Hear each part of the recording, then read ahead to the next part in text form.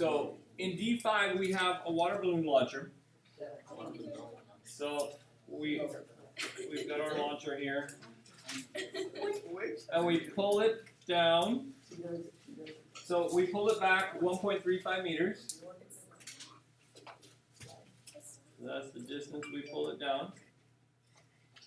And we finish with a 542 Newton force holding a 0.268 kilogram balloon. And we want to know how high the balloon goes and what time interval is involved before it splashes back on your head. Now, this part's a little bit tricky.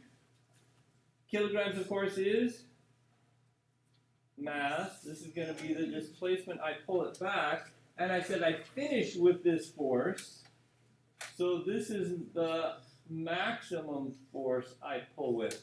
But I'm pulling on a water balloon launcher, which is like kind of a spring type thing, right? And so we have that whole F equals kx idea, where there's a certain springiness to the spring, and I'm pulling. Well, when I first grab it, when it's up here, how much force is there in the spring there? Zero. And so as I pull it, as the distance gets bigger, as the x gets bigger, then the F is getting bigger. So I don't have a uniform force all the way through this. My force is getting bigger and bigger and bigger and bigger as I'm pulling it. And you guys have stretched these kind of resistance bands before, right? They get harder and harder as you pull them? Yes. Yeah. So how do we stick in the F, man?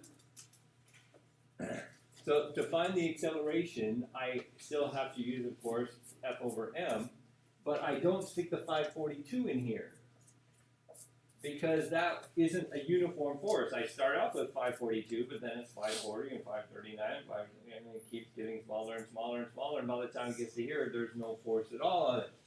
So what's my average force during this? Yeah, it's going to be 542 divided by 2. It's the midpoint force is what we're going to do there. And we can get away with that because this is a fairly linear force because it works like the spring on Hooke's law where we get that nice linear progression. You can just say, well, the midpoint force is pretty much the force that's acting over that distance. So the midpoint force would be half of that. And then m, of course, is going to be the 0.268. So this will be my acceleration that I would expect during that time interval. And that works out pretty good.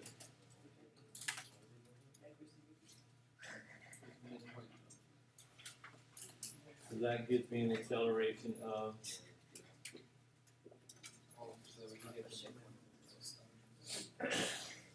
and of course we get a pretty big acceleration with that, which is why the balloons don't always survive the trip. Sometimes they explode right on when you let go. That's too much of an acceleration for it. So now we have an A, and of course down here we have the initial of 0 when we're letting go of it, but by the time it gets up to the 0 point, we have some V final. So I say, well, if I'm looking for a V final and I have a V initial and I have a D and now I have an A, what equation has all of those in it? VS versus Yeah. So we've got that equation going for us, and again, since my VI is 0, then this part goes away, and to get rid of that, I have to do that. So I'm just going to have 2 times the 11 times the d of 1.35.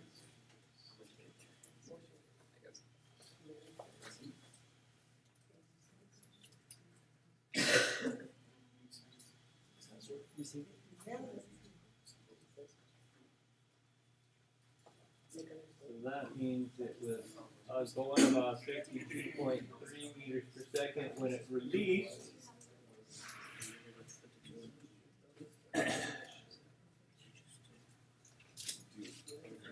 So then the water balloon goes flying up through the air with this as our initial velocity.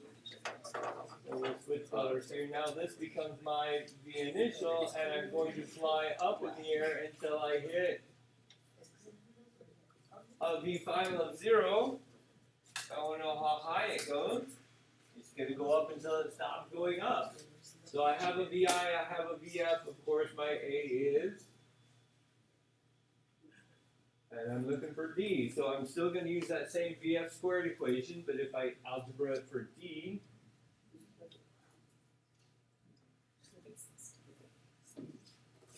we end up with this math.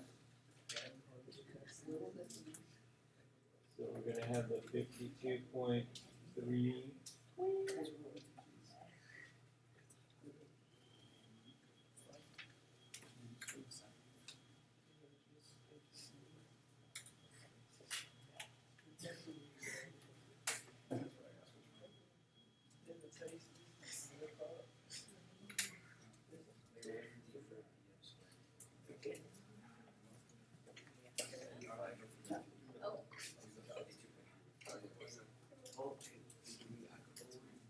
So apparently it goes up 139 meters.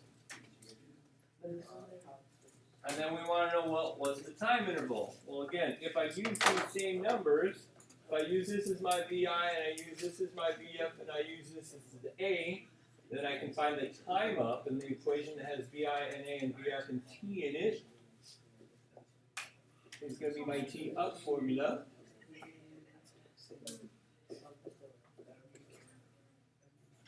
A, which is G. And of course my VF is going to be 0, so I'm just going to have 0 minus 52.3 over.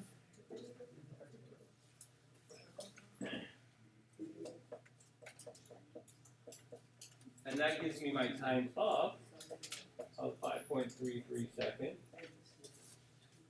And I have to, of course, multiply that by 2 because it's going to come back down. And that gives me 10.7 seconds before it comes back down and it smacks me in the head.